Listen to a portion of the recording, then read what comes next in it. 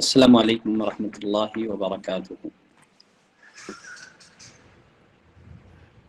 الحمد للہ رب العالمین والصلاة والسلام علی رسولہ الکریم وعلی آلہ وصحبہ اجمعین واشہد ان لا الہ الا اللہ واشہد ان محمدا عبدہ ورسولہ۔ یا ایہا الذین آمنوا اتقوا اللہ حق تقاتہ ولا تموتن الا وانتم مسلمون۔ یا ایہا الناس اتقوا ربکم الذی خلقکم من نفس واحدہ وخلق منها زوجها وبث منهما رجالا كثيرا ونساء واتقوا الله الذي تساءلون به والأرحام إن الله كان عليكم رقيبا۔ يا أيها الذين آمنوا اتقوا الله وقولوا قولا سديدا يصلح لكم أعمالكم ويغفر لكم ذنوبكم ومن يطع الله ورسوله فقد فاز فوزا عظيما أما بعد۔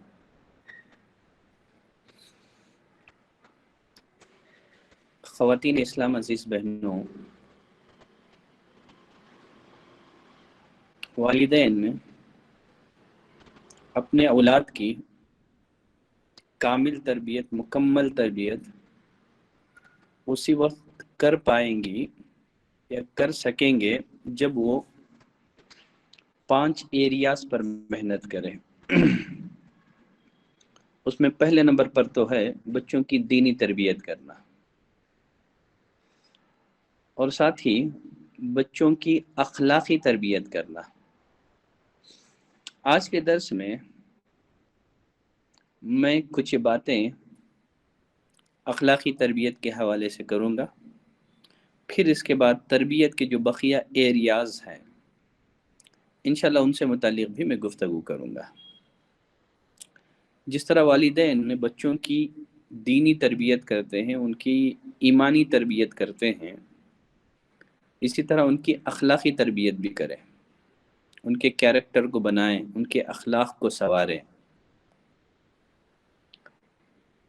دیکھیے، انسان کا ایمان جس قدر مضبوط ہوگا اس کے اخلاق، اس کے کیریکٹر اسی قدر اعلیٰ ہوں گے۔ اگر کسی انسان کے اخلاق میں، کیریکٹر میں نقص ہے، کمی ہے، تو مطلب یہ ہوا کہ اس کے ایمان میں کمی ہے، اس کے ایمان میں نقص ہے، کیونکہ نبی کریم صلی اللہ علیہ وسلم نے فرمایا اکمل المؤمنین ایمانا، مومنوں میں سب سے کامل ترین مومن وہ ہے جس کے اخلاق اچھے ہیں۔ تو ایمان کا تقاضا یہ ہے کہ آدمی کے اخلاق اچھے ہوں گے۔ ایمان جتنا مضبوط ہوگا، کیریکٹر اسی قدر انسان کے اچھے ہوں گے۔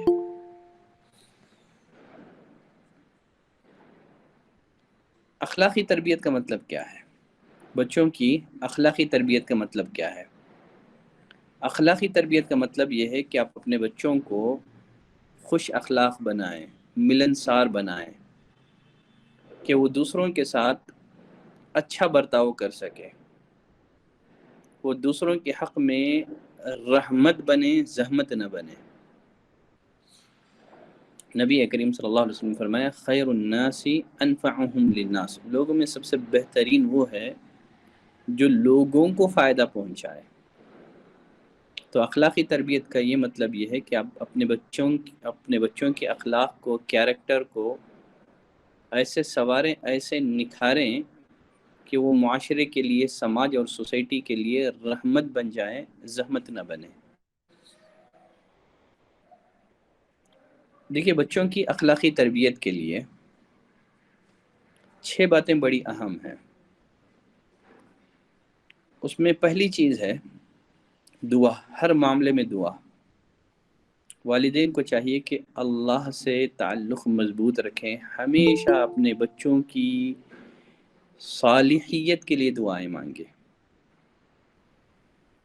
ان کے اخلاق کے لیے، ان کی دینداری کے لیے والدین ہمیشہ اللہ سے دعائیں مانگیں۔ ربی اوزعنی ان اشکر نعمتک التي انعمت علی وعلى والدی وان اعمل صالحا ترضاه واصلح لی ذریتی۔ اللہ مجھے توفیق دے جو نعمتیں تو نے بخشی ہیں میں ان کا شکر ادا کر سکوں، اور وہ اصلح لی ذریتی، میرے اولاد کی، میرے ذریت کی اصلاح فرما دے۔ والدین کو چاہیے کہ ہمیشہ اپنے اولاد کے حق میں دعائیں مانگیں، ہمیشہ دعائیں کرتے رہیں۔ بچے آپ کے ساتھ چاہے کتنی ہی بدسلوکی کا برتاؤ کریں، کبھی آپ کی زبان سے ان کے حق میں بد دعا نہ نکلے۔ پتہ نہیں ہے ہماری زبان سے نکلنے والی بد دعا کب قبول کر لی جائے۔ ممکن ہے آپ نے جس موقع پر اپنے بچے کے لیے بد دعا کی ہو، وہ بد دعا قبول کر لی جائے۔ ایسے حالات میں بھی والدین کو چاہیے کہ ان کے حق میں بد دعا کرنے کے بجائے ان کے لیے دعائیں مانگے۔ بچہ کوئی شرارت کرے، بدتمیزی کرے، تب اصلحک اللہ کہے، اللہ تیری اصلاح فرمائے۔ دیکھیں یہاں ایک واقعہ مجھے یاد آ رہا ہے۔ ایک دفعہ امام حرم شیخ سدیس حفظہ اللہ، اللہ ان کی حفاظت کرے، اللہ ان کی عمر میں برکت دے، خطبہ دیتے ہوئے رونے لگے۔ دوران خطبہ انہوں نے ایک بچے کا واقعہ بیان کیا جس کی عمر تقریباً 9 یا 10 برس کی تھی۔ وہ اپنے ہم عمر بچوں کی طرح بڑا شریر تھا۔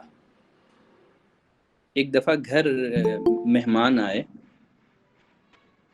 والدہ نے کھانا تیار کیا مہمانوں کی مہمان نوازی کرنے کے لیے۔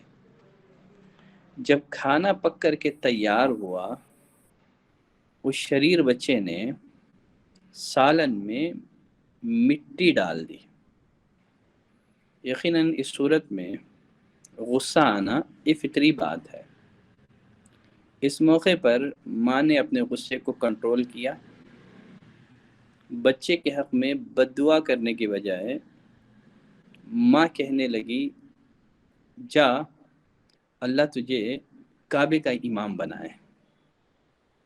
یہ واقعہ بیان کر کے امام حرم عبد الرحمن سدیس حفظہ اللہ رونے لگے۔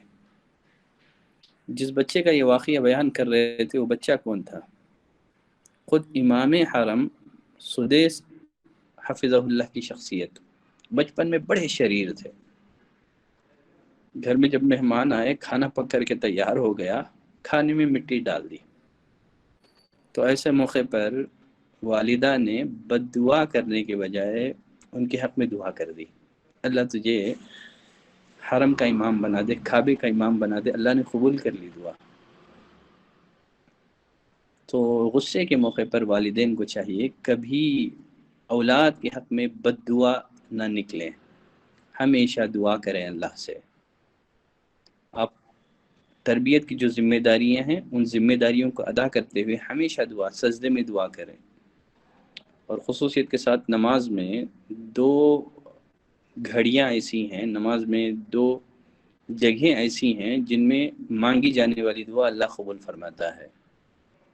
ایک تو سجدے میں اور تشہد اخیر میں، آخری تشہد میں آپ جو دعائیں مانگتے ہیں، تو سجدے میں جہاں آپ اللہ سے بہت ساری دعائیں مانگتے ہیں، ان میں آپ اپنے اولاد کی یعنی ان کی دین کی ترقی کے لیے، ان کے اخلاق کے سدھار کے لیے دعائیں مانگنا چاہیے۔ چلیں، تو اخلاقی تربیت کے حوالے سے جیسے میں نے کہا 6 باتیں بڑی اہم ہیں۔ پہلی بات دعا، کبھی بد دعا نہ کریں۔ اور دوسری چیز ہے پیار اور محبت، بچوں کا احترام۔ والدین کو چاہیے کہ اپنے بچوں سے پیار کریں، ان کو بوسہ دیں، گلے لگائیں، ان کے ساتھ ادب اور احترام کا معاملہ کریں، ریسپیکٹ دیں، ان کو عزت دیں۔ یقیناً اللہ نے نبی کریم صلی اللہ علیہ وسلم کی شخصیت کو ہمارے لیے اسوہ اور نمونہ بنایا ہے۔ نبی کریم صلی اللہ علیہ وسلم بچوں سے بے حد پیار کیا کرتے تھے۔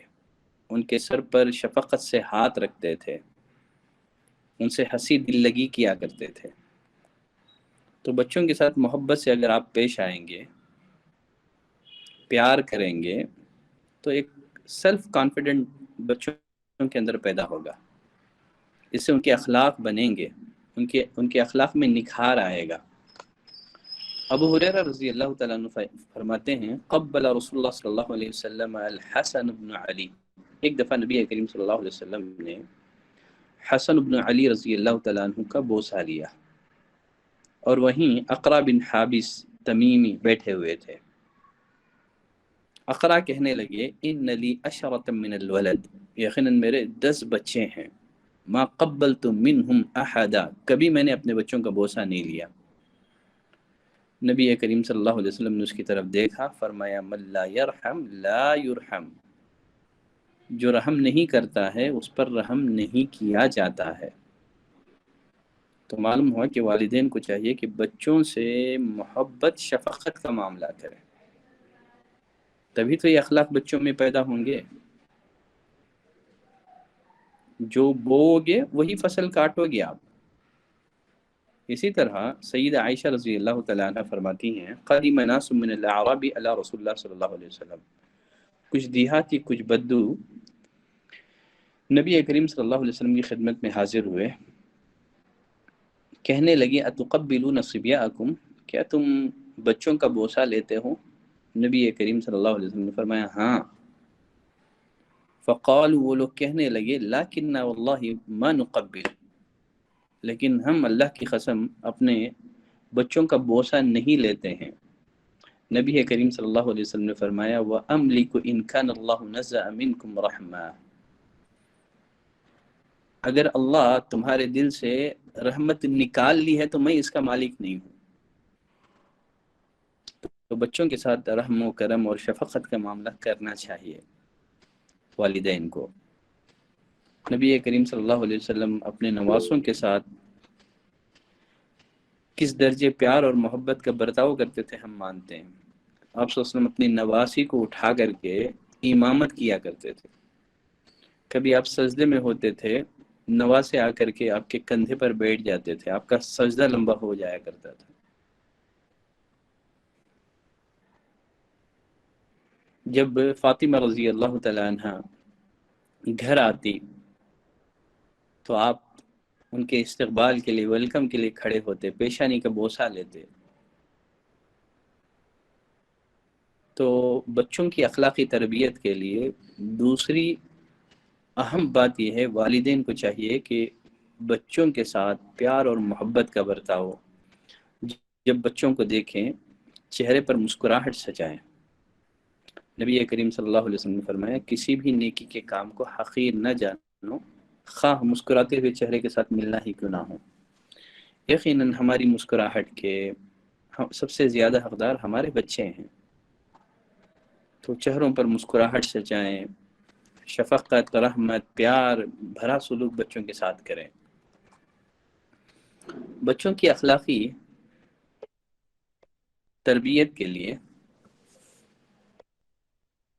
اور ایک بات اور ایک چیز جس کا والدین کو خیال کرنا ہے وہ ہے رول ماڈلنگ۔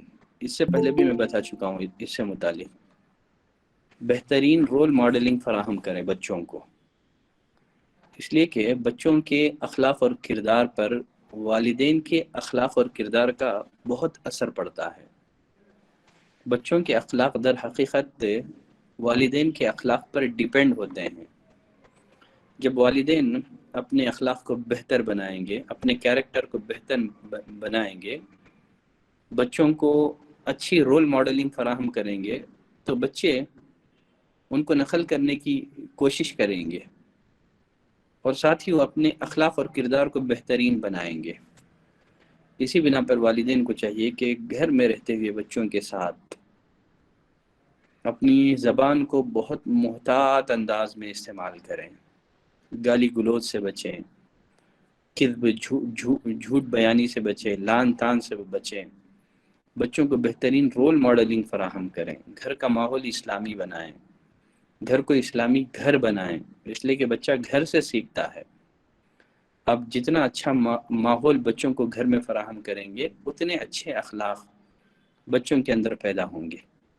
گھر کا ہر فرد دوسروں کا احترام کریں، دوسروں کو ریسپیکٹ دیں، چھوٹے بڑوں کی عزت کریں، اور بڑے چھوٹوں کے ساتھ رحم اور کرم کا معاملہ کریں۔ نبی کریم صلی اللہ علیہ وسلم نے فرمایا وہ ہم میں سے نہیں ہے جو بڑوں کی عزت نہیں کرتا ہے، چھوٹوں کے ساتھ شفقت اور رحمت کا معاملہ نہیں کرتا ہے۔ تو رول ماڈلنگ کے ذریعے سے آپ اپنے بچوں کی اخلاقی تربیت کر سکتے ہیں۔ آپ کم از کم بچوں کی خاطر اب اپنے اخلاق کو بلند بنائیں۔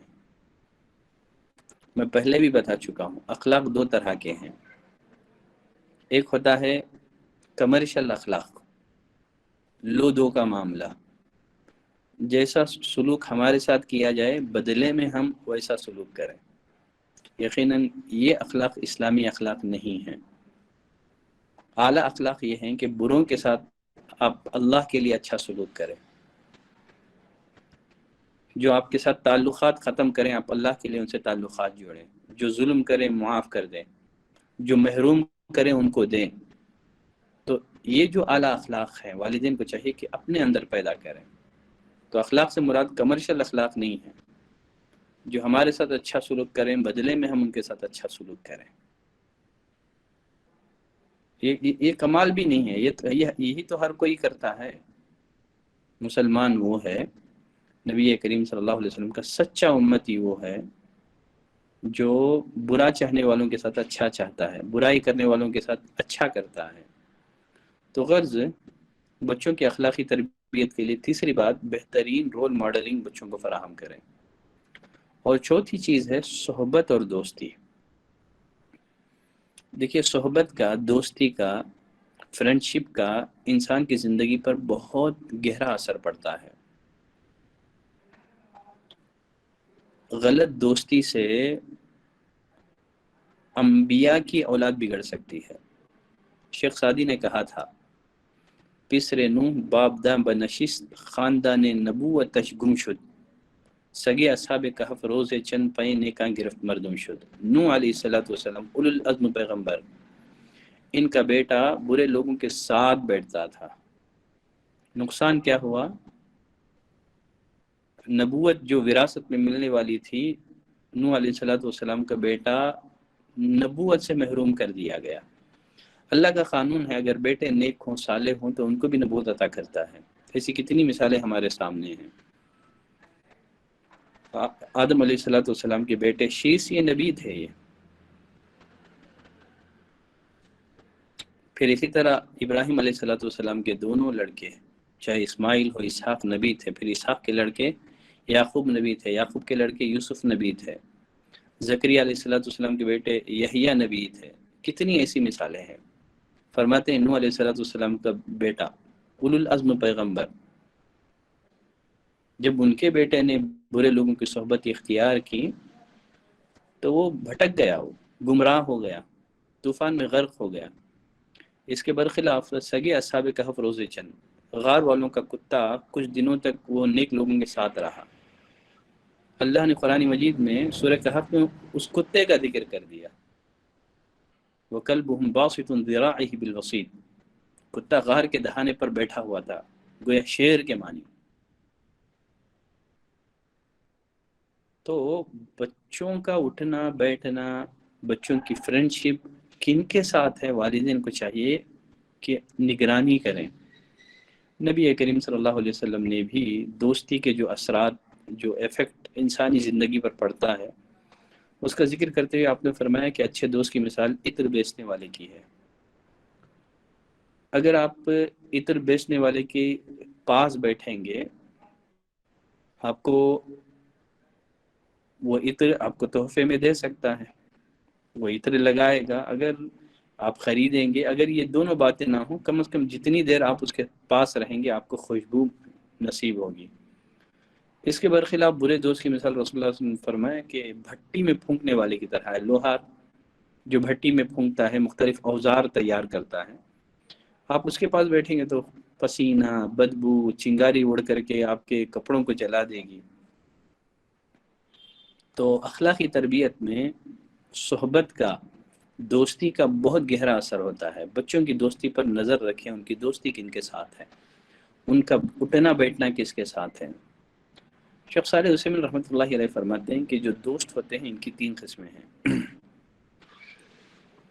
کچھ دوست ایسے ہیں جو صدیق و منفعہ، وہ فرماتے ہیں صدیق و منفعہ، فائدے کے لیے، دنیاوی فائدے کے لیے آپ سے دوستی کرتے ہیں۔ جب تک فائدہ آپ کی طرف سے ان کو ملتا رہتا ہے وہ آپ سے چمٹے رہتے ہیں، جب فائدہ ملنا بند ہو جاتا ہے تو وہ آپ سے جدا ہو جاتے ہیں، بلکہ آپ کو پہچاننے سے بھی انکار کر دیتے ہیں۔ منفعہ، صدیق و منفعہ، مفاد پرست، فائدے کے لیے دوستی کرنا۔ جب تک فائدہ ملے گا آپ کے ساتھ رہیں گے، جب آپ انہیں دینا بند کر دیں، گھمانا پھرانا کھلانا بند کر دیں، تو پھر وہ آپ سے دوستی ختم کر لیں گے۔ ایسوں سے دوستی نہیں کرنا ہے۔ دیکھیں کہ آپ کے بچے کے ساتھ جو اٹھنے والا ہے کیا وہ کسی دنیاوی غرض سے آپ کے بچے سے جڑا ہوا ہے۔ اور ایک دوست کی ایک دوسری قسم بھی ہے، صدیق اللذہ، ٹائم پاس کے لیے، وقت ضائع کرنے کے لیے، راستوں کے کنارے، سڑکوں کے کنارے، گپ شپ، بس ٹائم پاس ہونا ہے۔ یہ صدیق اللذہ، ٹائم پاس دوست، وقت گزاری کے لیے دوستی کرتے ہیں۔ ایسے بچوں سے بھی دوستی کرنے نہ دیں۔ اور تیسرے نمبر پر ہے حقیقی دوست ہے۔ حقیقی دوست وہ ہے جو نیک ہو، جس کی دوستی آپ کے بچوں کے علم میں، معلومات میں اضافہ کرے، اس کی دوستی آپ کے بچوں کے ایمان میں اضافہ کرے، جو صرف ٹائم پاس کے لیے، وقت گزاری کے لیے بچوں سے دوستی نہ کرتا ہو۔ تو اخلاقی تربیت میں دوستی کا کردار بہت اہم ہے، تو وہ ضرور نظر رکھے والدین کو کہ ان کا اٹھنا بیٹھنا کن لوگوں کے ساتھ ہے۔ مالک بن دینار نے غالباً کہا تھا ان تنقل الحجرۃ مع الابرار، نیک لوگوں کے ساتھ تم پتھر ڈھو، یہ بہتر ہے تمہارے لیے فاسقوں کے ساتھ، فاجروں کے ساتھ، برے لوگوں کے ساتھ بیٹھ کر کے حلوہ کھانے سے۔ تو بچوں کو بتائیں، بچے نیک لوگوں کے ساتھ، گرچہ وہ غریب ہے، فائنینشیل طور پر کمزور ہے، کہا کہ ان کی دوستی میں رہ کر کے تکلیفیں برداشت کر لو، برے لوگوں کی صحبت میں رہ کر کے ان کے ساتھ گھومنے سے، وقت گزارنے سے،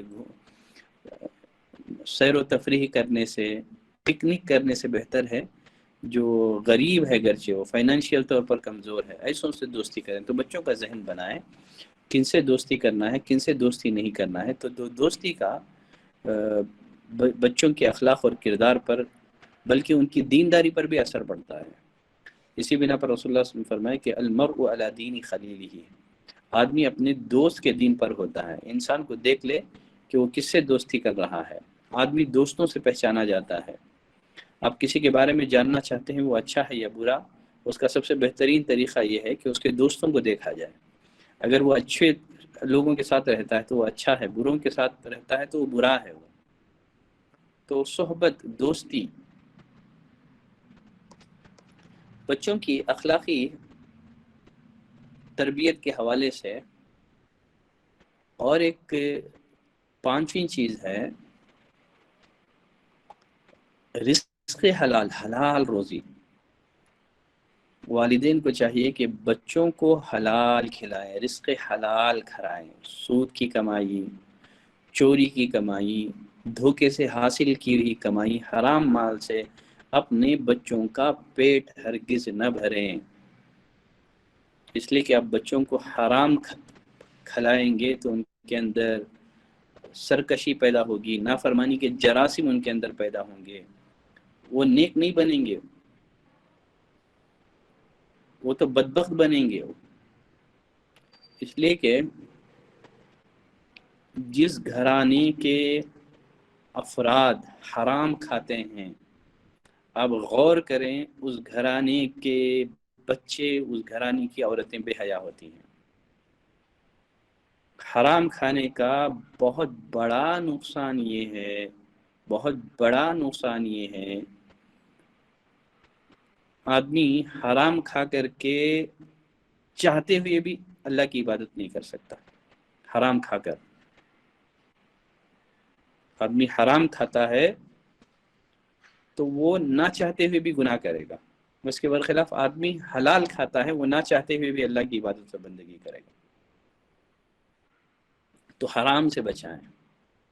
اللہ نے آدم اور حوا علیہ السلام کو جنت میں داخل کیا، فرمایا کہ فلاں درخت کے قریب نہ جانا، تو گویا وہ درخت کا کھانا ان کے لیے حرام تھا۔ جب انہوں نے حرام کھایا تو نقصان کیا ہوا؟ ان کے لباس اتار لیے گئے۔ تو حرام کا سب سے بڑا نقصان یہ ہے کہ گھروں میں بے حیائی، حیا ختم ہوتی ہے، حیا کا جنازہ اڑ جاتا ہے۔ تو بچوں کو حلال کھلائیں، کبھی حرام نہ کھلائیں۔ سود، انٹرسٹ کی کمائی سے بچوں کی پرورش نہ کریں۔ آپ حرام کھلا کر کے بچوں سے امید رکھیں کہ یہ نیک بن جائیں، یہ ممکن نہیں ہے۔ آپ حرام کھلا کر کے بچوں سے آپ اچھی امید نہیں کر سکتے، تو حلال کھلائیں۔ اللہ نے فرمایا کہ یا بنی آدم، اے آدم کے بچوں، شیطان تمہیں گمراہ نہ کر دے جس طرح وہ تمہارے باپ کو گمراہ کر چکا ہے۔ ينزع عنہما لباسہما، ان کا لباس اتار چکا ہے۔ تو شیطان کی سب سے بڑی کوشش یہ ہوتی ہے کہ انسان کو برہنہ کر دے، ننگا کر دے۔ اس کے لیے وہ کیا کرتا ہے؟ اس کے لیے وہ حرام کاریوں میں ملوث کرتا ہے، حرام کھلاتا ہے۔ تو بچوں کی جو ماں باپ اخلاقی تربیت کرنا چاہتے ہیں، ان کے کیریکٹر کو بنانا اور سنوارنا چاہتے ہیں، والدین کو چاہیے کہ بچوں کو حلال کھلائیں، حرام کھلا کر کے ان سے نیکی کی امید نہ کریں کہ وہ نیک بن جائیں گے۔ اور چھٹی چیز ہے بچوں کی اخلاقی تربیت کے حوالے سے بہتر رہنمائی۔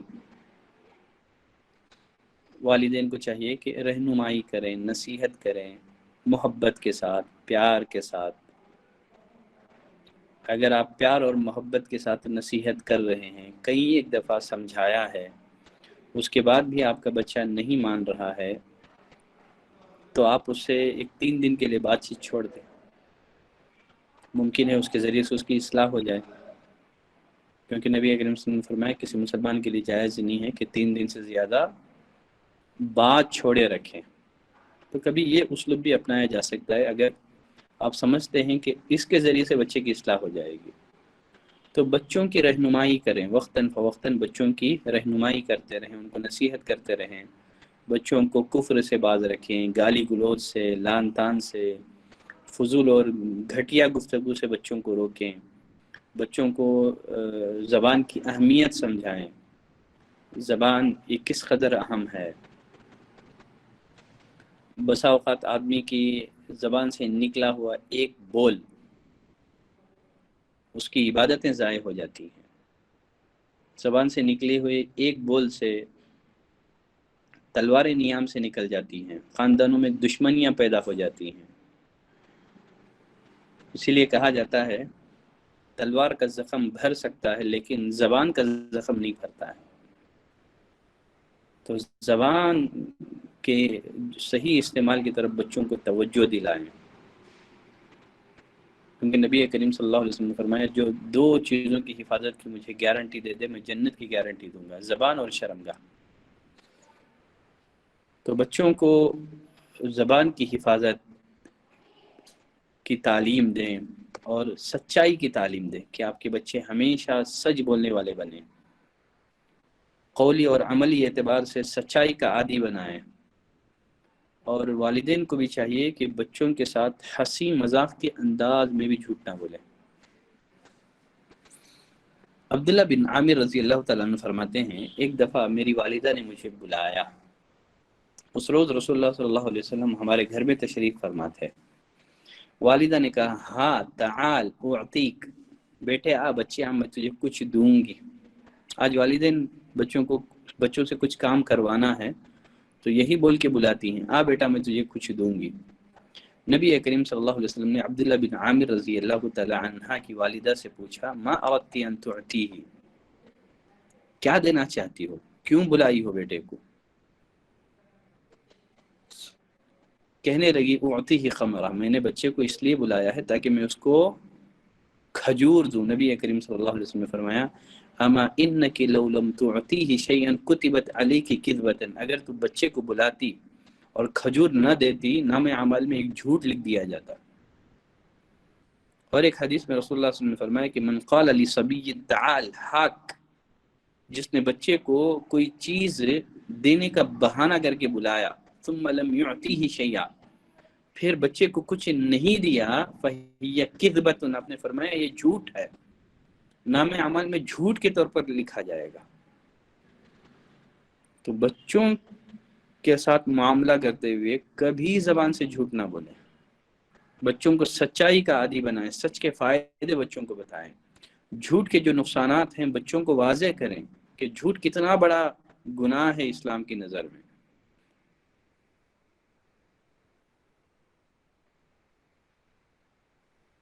اور ہنسی مذاق میں بھی جھوٹ سے بچیں۔ نبی کریم صلی اللہ علیہ وسلم نے فرمایا انا زعیم ببیت فی ربط الجنہ لمن ترک المراء وان کان محقا، میں اس انسان کو جنت کے سب سے اونچے حصے میں، انا زعیم ببیت فی ربط الجنہ، میں اس انسان کو جنت کے کنارے ایک گھر لے کر دینے کی گارنٹی دیتا ہوں جو حق پر ہوتے ہوئے بھی جھگڑے سے باز رہے۔ میں جنت کے سینٹر میں درمیانی حصے میں اس آدمی کو گھر لے کر دینے کی گارنٹی دیتا ہوں، میں لے کر کے دوں گا، میں گارنٹی دوں گا۔ دوسرا انسان جس کو جنت میں گھر دیا جائے گا وہ کون ہے؟ لمن ترک الکذب وان کان مازحا، جو مذاق میں بھی جھوٹ نہ بولتا ہوں۔ تو بچوں کے ساتھ معاملہ کرتے ہوئے کبھی آپ کی زبان سے جھوٹ ادا نہ ہوں۔ آج معاملہ یہ ہے کہ والدین خود اپنے بچوں سے جھوٹ بلواتے ہیں۔ کبھی آپ کے گھر کوئی ایسے شخص کی آمد ہو جائے جس کا آنا باپ کو پسند نہ ہو، والدین کو پسند نہ ہو، بچوں سے بلوا بھیجتے ہیں جاؤ بیٹے بول دو کہ ابو گھر پر نہیں ہیں۔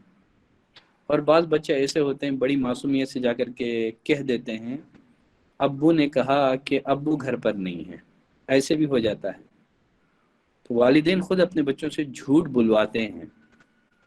تو یہاں ایک واقعہ میں ذکر کر دیتا ہوں، عبد القادر جیلانی رحمۃ اللہ علیہ کا۔ عبد القادر جیلانی، ان کی شخصیت کو کون نہیں جانتا ہے، فقہ حنبلی کے بہت بڑے عالم۔ ایک دفعہ انہوں نے اپنے والدہ سے علم دین حاصل کرنے کے لیے بغداد جانے کی اجازت طلب کی، بغداد جانا چاہ رہے تھے، والدہ نے اجازت دے دی، اور ساتھ ہی سونے کے 40 سکے ان کی خمیس میں سل دیے، ان کی چادر میں سل دیے، اور ساتھ ہی اپنے بچے کو، بیٹے کو الوداع کرتے ہوئے نصیحت کی، وصیت کی کہ ہر حال میں سچ بولنا، ہر حال میں سچ بولنے کا اپنے بیٹے سے وعدہ لیا، کچھ بھی ہو جائے کبھی جھوٹ نہ بولنا۔ چنانچہ عبد القادر جیلانی بغداد جانے والے ایک چھوٹے سے قافلے کے ساتھ بغداد روانہ ہو گئے۔ راستے میں 60 ڈاکوؤں نے قافلے پر حملہ کر دیا، 60 ڈاکوؤں نے قافلے پر حملہ کر دیا اور سارا قافلہ لوٹ لیا۔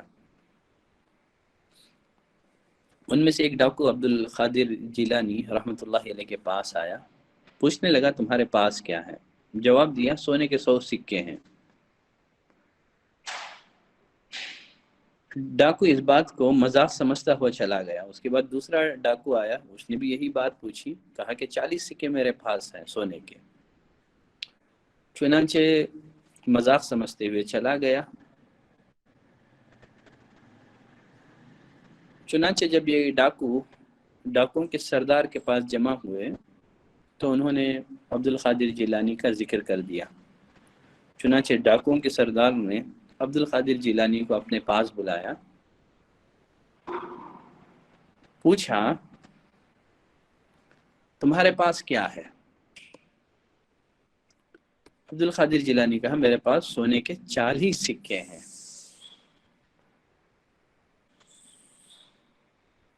سردار نے پوچھا تمہیں سچ بولنے پر کس چیز نے آمادہ کیا؟ تم جھوٹ بول سکتے تھے، تم نے سچ کیوں بولا؟ چنانچہ عبد القادر جیلانی رحمۃ اللہ علیہ نے کہا کہ میری والدہ نے، میری امی جان نے ہر حال میں سچ بولنے کا مجھ سے وعدہ لیا ہے، اور میں جھوٹ نہیں بول سکتا، میں وعدہ خلافی نہیں کر سکتا۔ چنانچہ عبد القادر جیلانی رحمۃ اللہ علیہ کا یہ جواب سن کر سردار رو پڑا، کہنے لگا تم نے اپنے ماں کی وعدہ خلاف ورزی نہیں کی، جبکہ میں کئی سالوں سے اپنے پروردگار کی، اپنے رب عز و جل کی وعدہ خلافی کر رہا ہوں۔ اس کے بعد اس سردار نے اپنے ہاتھوں کو بلند کیا، توبہ کی۔ جب بقیہ ڈاکوؤں نے دیکھا، کہنے لگے کہ آپ ڈکیٹ ٹیم میں ہمارے سردار ہیں، اب توبہ کرنے میں بھی آپ ہمارے سردار ہیں۔ دیکھیے سچائی کا فائدہ، 60 کے 60 ڈاکوؤں نے توبہ کر لی۔ یہ ہے ماں کی وصیت، ہر حال میں سچ بولنا۔ حالانکہ جھوٹ بول کر کے اپنے مال کو تو بچا سکتے تھے، مال محفوظ ہو جاتا، اس لیے کہ ڈاکوؤں نے جب تلاشی لی، مال میں تو کچھ نہیں ملا، کپڑے میں تھے ان کے۔ ماں نے چادر کے ایک کنارے وہ درہم سل دیے تھے۔ دیکھیں سچائی کے فائدے، ان الصدق یہدی الی البر، نبی اکرم صلی اللہ علیہ وسلم نے فرمایا سچائی آدمی کو نیکی کی طرف لے جاتی ہے، نیکی جنت کا راستہ دکھاتی ہے، اور جھوٹ برائی کی طرف۔ نہ جانے آدمی ایک جھوٹ کو چھپانے کے لیے کتنے جھوٹ بول دیتا ہے۔ تو بچوں کو ہمیشہ اس بات کی نصیحت کریں کہ وہ ہمیشہ سچ بولیں، کبھی اس کی زبان سے جھوٹ ادا نہ ہو۔ ساتھ ہی ساتھ ہم لوگ جس زمانے میں زندگی گزار رہے ہیں، یقیناً یہ انٹرنیٹ کا دور ہے، موبائل کا دور ہے، ٹی وی کا دور ہے، تو اس دور میں یقیناً بچوں کی تربیت بڑا حساس، بڑا نازک معاملہ ہے۔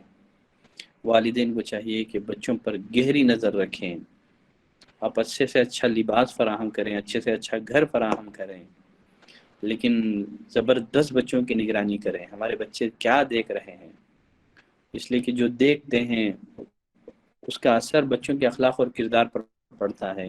کہیں وہ فحش فلمیں تو نہیں دیکھ رہے ہیں، گندی فلمیں تو نہیں دیکھ رہے ہیں، گندی تصویریں تو نہیں دیکھ رہے ہیں، اس لیے کہ بچوں کے اخلاق اور کردار پر فلم کا بہت گہرا اثر ہے۔ جو پروگرام بچے دیکھتے ہیں اس سے ان کے اخلاق، ان کی پرسنالٹی بنتی ہے۔ تو اسی بنا پر موجودہ دور میں بچوں کی نگرانی کرنا، بہت سارے والدین بچوں کے ساتھ بے جا لاڑ پیار، چھوٹے چھوٹے بچوں کے حوالے موبائل فون۔ الامان والحفیظ، اس سے کوئی گھر محفوظ نہیں ہے، نہ علماء کا نہ جہلاء کا۔ اللہ حفاظت کرے، اللہ ہمیں توفیق دے کہ ہم اپنے بچوں کی صحیح تربیت کریں۔ بچے روتے ہیں، ستاتے ہیں، شروع سے ہم نے یہ عادت ڈال دی بچوں کو۔ اگر شروع سے ہی ہم اپنے بچوں کی صحیح سمت گائیڈ کرتے، صحیح سمت رہنمائی کرتے، موبائل فون کے بجائے کوئی دوسری چیز ان کے حوالے کرتے، شاید ہمارے بچے موبائل فون کے لت میں، اس کے نشے میں مبتلا نہ ہوتے۔ آج سب سے بڑا نشہ ہے یہ۔ کتنے سارے نقصانات موبائل فون کے غلط استعمال سے معاشرے میں ہو رہے ہیں، بے حیائی پھیل رہی ہے، رشتے متاثر ہو رہے ہیں، گھر مہمان آتے ہیں، بچوں کو خبر گیری نہیں ہے، سب اپنی دنیا میں مشغول ہیں، یعنی وقت ضائع ہو رہا ہے، موبائل فونوں میں گیمز کھیلے جا رہے ہیں۔ اللہ اکبر، کتنے سارے فتنے یہ موبائل فون ہمارے گھر میں برپا کر رہا ہے۔ یہ بہت بڑی ذمہ داری ہے۔ یقیناً موجودہ دور میں بچوں کی تربیت کرنا، یہ جو دور ٹیکنالوجی کے دور میں، ایک چیلنج سے کم نہیں ہے اپنے بچوں کی صحیح تربیت کرنا۔ اور ساتھ ہی ساتھ بچوں کو سگریٹ نوشی کے، جو تمباکو نوشی، سگریٹ نوشی، اس کے جو برے نقصانات ہیں، بچوں کو اس سے واقف کرائیں کہ تمام ڈاکٹروں کا، اطباء کا اتفاق ہے کہ سگریٹ نوشی، تمباکو نوشی یہ انسانی جسم کے لیے بہت زیادہ نقصان دہ ہے۔ اس سے کینسر جیسے مہلک بیماریاں یعنی پیدا ہوتی ہیں۔ بچوں کی اخلاقی تربیت کے لیے ایک اہم تعلیم جو کہ شریعت نے ہم کو دی ہے، رسول اللہ صلی اللہ علیہ وسلم نے فرمایا کہ جب بچے 10 سال کے ہو جائیں تو بستر علیحدہ کر دیں۔ 10 سال سے پہلے تک ایک ہی بستر، ایک ہی چادر میں اگر بچوں کو سلا دیں تو کوئی حرج نہیں ہے، لیکن جب بچے 10 سال یا تمیز کی عمر کو پہنچ جائے، میچور جب آپ کے بچے ہونے لگے، تب بستر الگ کر دیں، ان کی گدی الگ ہو، ان کا بستر بیڈ ہر ایک کا الگ الگ ہو۔ اگر یہ ممکن نہیں ہے تو کم از کم جو اوڑھنا ہے، ایک ہے بچھونا ہے، کم از کم اوڑھنا جو لحاف ہر صورت میں علیحدہ ہونا چاہیے۔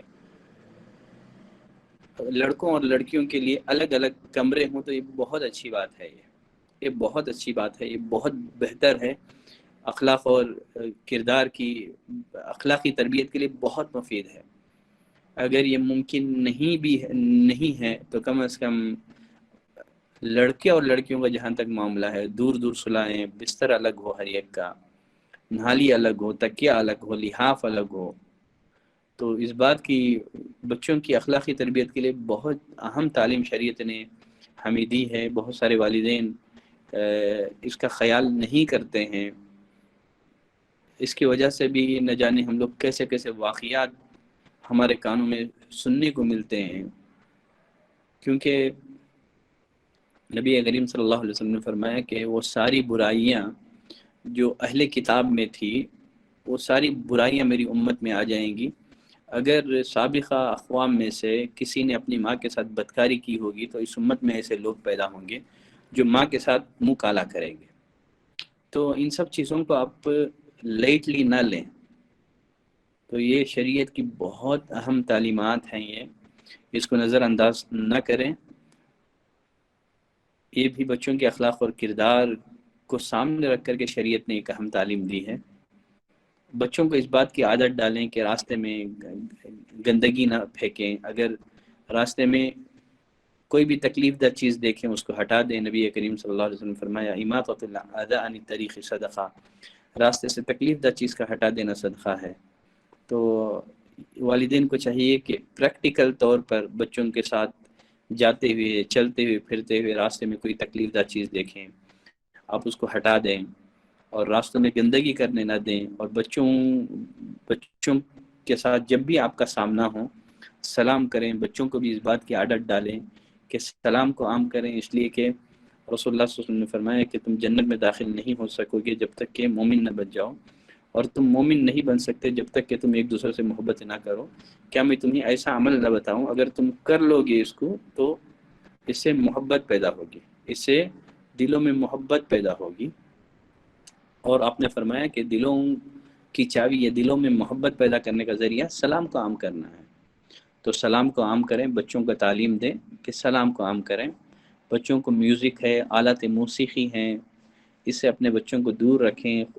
قرآن کی محبت بچوں کے دلوں میں پیدا کریں شروع سے، کیونکہ میوزک کے بہت سارے نقصانات ہیں، یقیناً یہ ہمارے ایمان کے لیے بہت نقصان دہ ہے۔ جو انسان میوزک کا عادی ہوگا یقیناً اسے قرآن میں دلچسپی نہیں ہوگی، وہ گھنٹوں گھنٹوں بیٹھ کر کے میوزک سن سکے گا، 5 منٹ کے لیے قرآن مجید کی تلاوت اس سے سنی نہیں جائے گی۔ تو میوزک کے بہت سارے نقصانات ہیں، اس کی وجہ سے نفاق ہمارے دلوں میں پیدا ہوگا، ایمان ختم ہو جائے گا۔ رسول اللہ صلی اللہ علیہ وسلم نے فرمایا کہ آخری زمانے میں لوگ میوزک کو حلال کر لیں گے، میوزک کو حلال کر لیں گے۔ تو بچوں کی تربیت اس انداز سے کریں کہ ان کے دلوں میں قرآن کی محبت پیدا ہو جائے، قرآن سے تعلق ان کا بچوں کا مضبوط ہو۔ قرآن اس میں دلوں کی بیماریوں کا علاج ہے، صرف زبانی طور پر نہیں ہے۔ والدین کو چاہیے کہ روزانہ فجر کی نماز سے فارغ ہونے کے بعد بیٹھ کر کے 2 یا 3 آیتیں ہی صحیح، ان کی تشریح، ایکسپلینیشن، یا کوئی معتبر عالموں کی تفسیر بیٹھ کر کے گھر میں پڑھنے کا یا سننے کا رواج ڈال لیں، جسے قرآن سے محبت، قرآن فہمی، قرآن سے تعلق جو ہے گھر میں مضبوط کرنے کی کوشش کریں۔ یقیناً یہ بچوں کی اخلاقی تربیت کے لیے بہت مفید ہے کہ میوزک اور آلات موسیقی سے اپنے بچوں کو دور رکھیں۔ اس کے بہت سارے نقصانات ہیں، شیطان انسان کو جن راستوں سے گمراہ کرتا ہے ان میں سے ایک میوزک بھی ہے۔ اللہ نے ابلیس سے کہا تھا وَاسْتَفْزِزْ مَنِ اسْتَطَعْتَ مِنْهُمْ بِصَوْتِكَ، ان میں سے جسے بھی تو اپنی آواز سے بہکا سکے گا بہکا لے۔ شیطان کی آواز کیا ہے؟ جس کے ذریعے سے وہ لوگوں کو گمراہ کرتا ہے، وہ یہی میوزک تو ہے۔ خیر چلیں، تو بچوں کی جو تربیت ہے، جو جامع تربیت ہے، اس میں سے ایک تو جسمانی تربیت ہو گئی، اس پر ہماری گفتگو ہو چکی ہے۔ دینی تربیت بھی پر بھی بہت ساری باتیں آ چکی ہیں، انشاءاللہ آگے ضرورت محسوس ہو تو ان پر بھی پھر مزید کچھ باتوں کا اضافہ ہوگا۔ ایک ہے اخلاقی تربیت۔ اخلاقی تربیت کے حوالے سے آج کچھ باتیں میں نے آپ کی خدمت میں رکھ دی ہیں، پہلے بھی اس سے متعلق کچھ باتیں آپ کی خدمت میں بتائی جا چکی تھیں۔ بچوں کی تربیت میں اور ایک ہوتا ہے سماجی تربیت۔ سماج کے معنی ہے سوسائٹی، سماج۔ اللہ نے انسان کو ایسا بنایا ہے کہ وہ اکیلا زندگی نہیں گزار سکتا ہے، وہ سماجی مخلوق ہے، وہ ایک سوسائٹی میں زندگی گزار سکتا ہے، وہ اکیلا زندگی نہیں گزار سکتا ہے۔ تو ایک سماج میں زندگی گزارتے ہوئے والدین کو چاہیے کہ بچوں کی سماجی تربیت بھی کریں، بچوں کو رشتوں کی پہچان کروائیں، بچوں کو رشتوں کی اہمیت بتائیں اور چھوٹے بڑوں کی تمیز، اس لیے کہ معاشرے میں انسان کا کئی لوگوں کے ساتھ سامنا ہوتا ہے۔ ایک تو رشتہ دار ہیں، آنکھ کھولنے کے ساتھ سب سے زیادہ تعلق تو ماں کے ساتھ ہوتا ہے، جیسے جیسے بڑھتا ہے بہن بھائی رشتہ دار، تو والدین کو چاہیے کہ رشتہ داروں کی رشتوں کی اہمیت کو سمجھائیں، رشتوں کی پہچان کروائیں۔ اور اسلام نے جو صلہ رحمی کی تاکید کی ہے، بچوں کو بتائیں کہ اسلام میں رشتوں کی اہمیت کیا ہے۔ رسول اللہ صلی اللہ علیہ وسلم نے فرمایا کہ جو رشتہ داری کو کاٹتا ہے وہ جنت میں نہیں جائے گا۔ وہ ابھی 3 ویک سے میرے جمعہ بھی جو ہے رشتوں کی اہمیت، ایک تو صلہ رحمی کے فائدے، قطع رحمی کے نقصانات، رشتہ داروں کے ساتھ حسن سلوک کیسے کریں، ان تینوں موضوعات پر مسلسل میرے خطبہ جمعہ رہے۔ تو یہ سماجی تربیت ہے، تو معاشرے میں بسنے والے ہر ایک کے حقوق بتانا ہے، رشتہ داروں کے حقوق کیا ہیں، بچوں کو سمجھائیں، رشتہ داروں کی پہچان کروائیں۔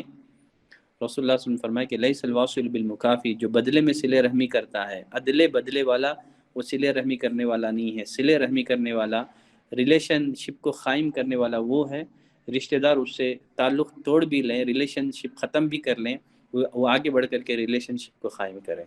تو یہ سماجی تربیت بہت اہم ہے۔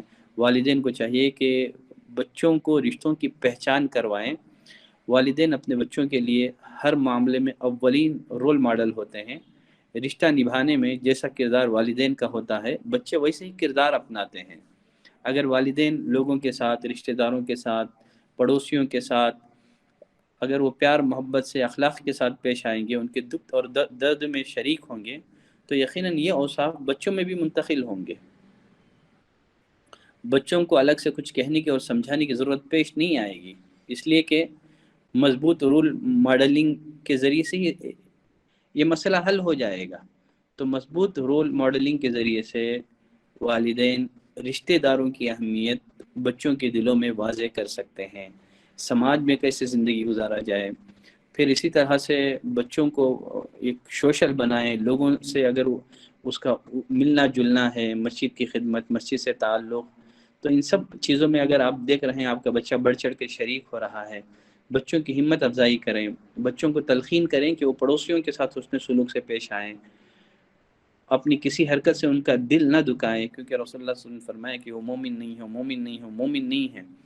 اور رسول اللہ صلی اللہ علیہ وسلم سے پوچھا گیا اللہ کے رسول کون ہے جس کے بارے میں آپ فرما رہے ہیں وہ مومن نہیں ہے؟ آپ صلی اللہ علیہ وسلم نے فرمایا وہ جس کی شرارتوں سے اس کا پڑوسی محفوظ نہ رہے۔ بچوں کو ایسی عادت ڈالیں کہ وہ مہمان آنے پر اس کی عزت کریں، تکریم کریں، اس کے ساتھ محبت سے پیش آئیں۔ آج ہمارے بچوں کا معاملہ وہ ہے، وہ موبائل فون میں ایسے بزی مہمان آ کر کے چلے جاتے ہیں، لیکن وہ موبائل فون میں، گیم میں اور مختلف جو سوشل میڈیا کے جو ذرائع ہیں اس سے چمٹے رہتے ہیں۔ تو مہمان کی عزت کرنا، تکریم کرنا، یہ ایمان میں سے ہے۔ من کان یؤمن باللہ والیوم الآخر، جو اللہ اور آخرت کے دن پر ایمان رکھتا ہے اس کو چاہیے کہ رشتہ داروں کی تکریم، ریسپیکٹ، عزت، ان کا خیال۔ تو بچوں کی سماجی تربیت کریں کہ وہ ہر ایک کا حق جان کر کے ان کا حق ادا کریں، وہ رشتہ داروں کا حق جاننے والا ہو، وہ پڑوسیوں کا حق جاننے والا ہو، وہ بڑوں کے ساتھ عزت سے پیش آنے والا ہو، چھوٹوں کے ساتھ شفقت کرنے والا ہو، تو اس بارے میں رول ماڈلنگ کے ذریعے سے والدین کو چاہیے کہ تربیت کریں. تو والدین کا سماج میں لوگوں کے ساتھ جیسا اچھا برتاؤ ہوگا، وہ اچھا برتاؤ، وہ اچھے کیریکٹر بچوں میں منتقل ہوں گے. تو بچوں کی ایک ہو گیا ایک ہو گیا جسمانی تربیت، دینی تربیت، اخلاقی تربیت، اور ایک ہو گیا سماجی تربیت. تو اس حوالے سے سماجی تربیت کے حوالے سے بہت ساری باتیں کہیں جا سکتی ہیں، بس میں نے اشارہ کر دیا ہے، عقل مندوں کے لیے اشارہ کافی ہے. تو اسلام حقوق اللہ اور حقوق العباد ان دونوں کی ادائیگی کا نام ہے کہ اللہ کا حق بھی ادا کریں، بندوں کا حق بھی ادا کریں، والدین کا حق، رشتہ داروں کا حق، فقراء اور مساکین کا حق، پڑوسیوں کا حق، ان سارے حقوق کی ادائیگی کا نام اسلام ہے. بسا اوقات اللہ اگر شرک نہ ہو، بقیہ حقوق اللہ میں، اللہ کے حقوق کی ادائیگی میں اگر بندے سے کوتاہی ہو جائے، ممکن ہے اللہ معاف کر دے، لیکن بندوں کے حق میں اگر ہم سے کوتاہی ہو جائیں، کسی پر ظلم کریں، کسی کو گالی دیں، کسی کی برائی بیان کریں، یقیناً اللہ اسے معاف نہیں کرتا ہے. کسی کی غیبت کریں، یہ سب چیزیں ایسی ہیں جب تک جس پر آپ نے ظلم کیا ہے وہ معاف نہیں کر دے گا، اللہ بھی آپ کو معاف نہیں کرے گا. تو حقوق العباد کا معاملہ یہ بہت بڑا سنگین ہے، یہ بہت سنگین معاملہ ہے. قیامت کے دن آپ پہاڑوں کے برابر نیکیاں لے کر کے آئیں، اگر لوگوں کے ساتھ معاملہ اچھا نہ ہو تو ان نیکیوں کا فائدہ نہیں ہوگا. بچوں کو حدیث مفلس سمجھائیں. رسول اللہ صلی اللہ علیہ وسلم نے صحابہ سے پوچھا، اے میرے صحابہ، جانتے ہو مفلس کون ہے؟ صحابہ نے کہا مفلس وہ ہے جس کے پاس روپیہ اور پراپرٹی نہ ہو. رسول اللہ صلی اللہ علیہ وسلم نے فرمایا میری امت کا مفلس یہ نہیں ہے، میری امت کا مفلس وہ ہے جو قیامت کے دن نماز، روزہ، زکوٰۃ، حج، نیکیاں لے کر کے آئے گا.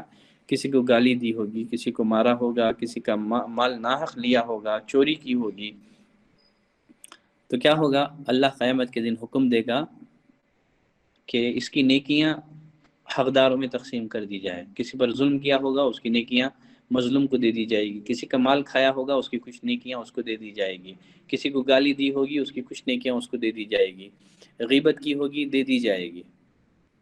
تو اگر آپ دنیا میں کسی پر ظلم کر رہے ہیں، آخرت کے اعتبار سے آپ اس کے ساتھ احسان کر رہے ہیں اور اپنی آخرت برباد کر رہے ہیں، اپنی نیکیاں اس کے نام اعمال میں ٹرانسفر کر رہے ہیں. یہ کتنی بدبختی ہے. یہ نیکیاں خود کریں لیکن قیامت کے دن ساری نیکیاں ان لوگوں میں تقسیم کر دی جائیں جن سے آپ نفرت کرتے تھے. نفرت کرتے ہی تو گالی دیتے ہیں نا، نفرت کرتے ہی تو غیبت، برائی بیان کرتے ہیں. تو جن سے نفرت دنیا میں آپ کرتے تھے، قیامت کے دن آپ مجبور ہو جائیں گے. قیامت کے دن نفسا نفسی کا عالم، ایک دوسرے کو دیکھ کر کے بھائی بھاگ رہے ہوں گے، باپ کو، والدین کو، بہن بھائیوں کو. یوم یفر المرء من اخیہ و امہ و ابیہ، آدمی بھائی کو دیکھ کر کے بھاگے گا، بیوی کو دیکھ کر کے، ماں کو دیکھ کر کے بھاگے گا. کہیں نیکیاں نہ پوچھ لیں. دنیا میں انسان جن سے محبت کرتا تھا ان سے بھاگے گا، کہیں وہ نیکیاں نہ پوچھ لیں. لیکن اپنی نیکیاں ان لوگوں کو دینے پر مجبور ہو جائے گا جن کے ساتھ اس نے برا سلوک کیا تھا. تو ماں کو نہیں دے رہا ہے، بھائی کو دیکھ کر کے بھاگ رہا ہے، لیکن نیکیاں ان کو دے رہا ہے جن سے یہ دنیا میں نفرت کرتا تھا. کتنی بڑی بدبختی ہے. تو اخلاقی تربیت یہ بھی بہت اہم ہے، سماجی تربیت بہت اہم ہے کہ لوگوں کے ساتھ اچھا سلوک کرنے والا بن جائیں. اور پھر یہ جو بچوں کی تربیت کے جو 5 ایریاز ہیں اس میں سے آخری ہے عقلی تربیت. عقلی تربیت یقیناً عقل اللہ کی بہت بڑی نعمت ہے. عقل و شعور، اللہ نے انسان کو عقل ہی کی بنا پر ساری مخلوقات پر فضیلت عطا کی ہے. جب انسان کی عقل کو علم کی روشنی مل جاتی ہے تو پھر انسان کی عقل ترقیوں کے جو مراحل ہے وہ طے کرتی چلی جاتی ہے. تو عقل کو علم کی روشنی کی ضرورت ہے. تو علم سے مراد دنیا کا علم بھی دیں، دینی علم بھی دیں، دونوں ضروری ہیں. لیکن اہمیت دینی علم کو دیں. یہ بات اچھی طرح والدین اپنے بچوں کے ذہن و دماغ میں بٹھا دیں کہ ایک مقصد ہوتا ہے، ایک ضرورت ہوتی ہے. دنیا کا علم مقصد نہیں ہے، یہ ضرورت ہے. یہ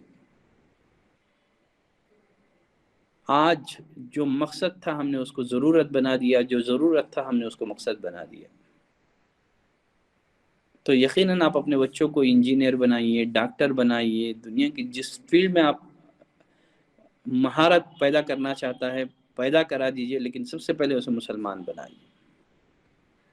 دین کی جو بنیادی تعلیمات ہیں بچوں کو آپ دیں، دین کی تعلیم، قرآن اور حدیث کی تعلیم دینے کے بعد آپ اس کو دنیا کی جس فیلڈ میں چاہیں آگے بڑھائیں آپ، لیکن بچے کو بھی یہ بات ذہن میں بٹھا دیں کہ اہمیت دین کی ہے۔ مرنے کے بعد یہ ان دنیاوی ڈگریوں کا فائدہ نہیں ہوگا۔ اگر آپ کے بچے کے پاس دنیاوی علوم کی 1000 ڈگریاں ہیں لیکن اللہ کو نہیں جانتا ہے، رسول کو نہیں جانتا ہے، دین کو نہیں جانتا ہے، قیامت کے دن جاہلوں کے ساتھ ہوگا وہ۔ لیکن اگر آپ کے پاس، آپ کے بچے کے پاس دنیا کا علم تو نہیں ہے لیکن دین کا علم ہے، گرچہ دنیا میں جاہل کہتے تھے آپ کے بچے کو، لوگ مذاق اڑاتے تھے، لیکن دین کا علم ہے تو قیامت کے دن وہ علماء کے ساتھ ہوگا، انبیاء کے ساتھ ہوگا۔ تو عقلی تربیت کے لیے بچوں کو علم دیں، چاہے دنیا کا علم ہو، دونوں علم نفع بخش ہے، دنیا کا علم بھی دین کا علم بھی۔ دنیا کا علم یہ نقصان دہ علم نہیں ہے، دنیا کا علم بھی یہ نفع بخش علم ہے، بشرط یہ کہ دنیا کے علم کو اتنی اہمیت اگر والدین دیں کہ دینی علم کو نظر انداز کر دیں تو دنیا کا علم نقصان دہ ہو جائے گا، ورنہ دنیا کا علم یہ بھی نفع بخش علم ہے۔ یہ احرص علی ما ینفعک، رسول اللہ صلی اللہ علیہ وسلم نے فرمایا کہ جو بھی نفع بخش چیزیں ہیں سیکھو، اس سیکھنے کی جستجو ہو۔ تو اسلام دنیاوی علوم کا مخالف نہیں ہے، بنائیں آپ ڈاکٹر، جس فیلڈ میں آپ بچوں کی دلچسپی ہے اس میں آگے بڑھائیں، لیکن پہلے مسلمان۔ تو یہ بہت ضروری ہے۔ رسول اللہ نے فرمایا کہ یعلمون ظاہرا من الحیات الدنیا وهم عن الآخرۃ غافلون، یہ کافر وہ ہیں جو دنیا کے ظاہر کو تو جانتے ہیں، چاند تک منزل ہو گئی لیکن رب کو نہیں جانتے، چاند کے پیدا کرنے والے کو نہیں جانتے۔ فائدہ کیا ہے ایسے علم کا؟ آپ چاند تک رسائی حاصل کر لیں، چاند تک پہنچ جائے، لیکن چاند کا جو خالق ہے، کریٹر ہے، آپ اس کو نہ جانیں۔ تو غرض تو بچوں کی عقلی تربیت کے لیے بچوں کو علم دینا ضروری ہے، دنیا کا علم بھی دیں، دینی علم بھی دیں، لیکن اہمیت، امپورٹنس دینی علم کو۔ دنیا کا علم یہ مقصد نہیں ہے، ضرورت ہے۔